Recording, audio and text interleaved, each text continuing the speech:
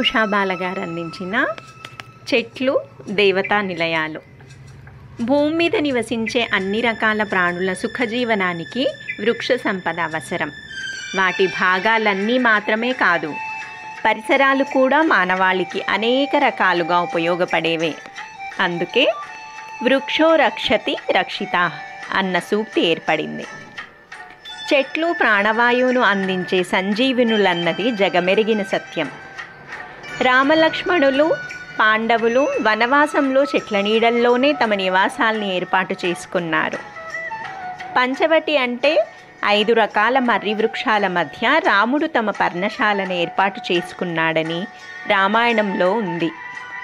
ఉపవాసం ఉన్న రోజు కొంతమంది మర్రి చెట్టును పూజిస్తారు. షమి అంటే జమ్మి. ఈ చెట్టు శనిదేవుడికి ప్రీతికరమైందని, ఆయన అనుగ్రహం కోసం జమ్మి మొక్కను నాటాలంటారు. జమ్మిని పూజించిన తర్వాత ఏ పని తలపెట్టినా విజయం కలుగుతుందని నమ్ముతారు. రావి చెట్టులో దేవతలు నివసిస్తారని, అందుకే ఈ చెట్టును కల్పవృక్షాలలో ఒకటని చెబుతారు. బృహత్ సంహిత, బ్రహ్మపురాణం, తైత్తిరీయోపనిషత్ లాంటి వాటిలోనూ బౌద్ధ రచనలలోనూ జ్ఞానఛత్రంగా పిలిచే బోధివృక్షం అనగా రావి చెట్టు ప్రస్తావన ఉంది. నేడు అశోక వృక్షాలుగా పిలుస్తున్నవి రామాయణ కాలం నాటి అశోక వృక్షాలు కావు.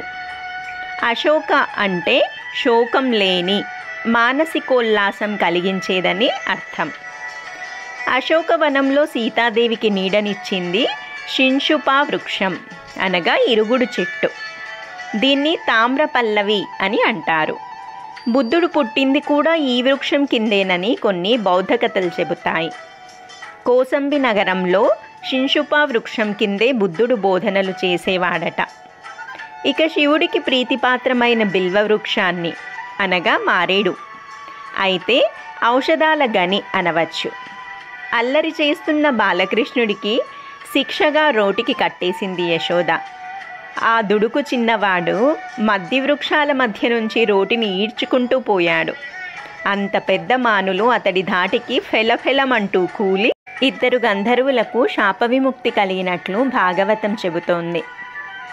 అవతారం పరిసమాప్తి సమయంలో కృష్ణుడు అస్తవృక్షం కింద విశ్రాంతి తీసుకుంటుండగా వేటగాడు బాణాన్ని ప్రయోగించాడని చెబుతారు.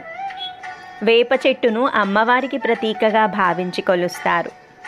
వటవృక్షం విష్ణుమూర్తికి ఆశ్రయమిచ్చినందున ఆయనను వటపత్రశాయిగా పూజిస్తారు. తులసి మొక్కను ఇంట్లో నిత్యం అర్చిస్తే కార్తీకంలో ఉసిరి చెట్టు పూజనీయమవుతుంది. త్రిభువనాలకు గురువైన దక్షిణామూర్తి వటవృక్ష మూలమందు కూర్చున్నట్టు పురాణాలు వర్ణించాయి. గురు దత్తాత్రేయునికి అత్యంత ప్రీతికరమైన వృక్షం ఔదంబర అనగా మేడి చెట్టు. ఈ చెట్టు ఇంట్లో ఉంటే సాక్షాత్తు దత్తుడు ఆ ఇంట్లో ఉన్నట్లేనని భక్తుల నమ్మకం. మనం కొలిచే దేవతలంతా ఇలా చెట్లకు ఎంతో విలువిచ్చారు. మనిషి కూడా ఆ విషయం గుర్తుంచుకొని మసలుకోవాలి, ప్రకృతిని కాపాడుకోవాలి.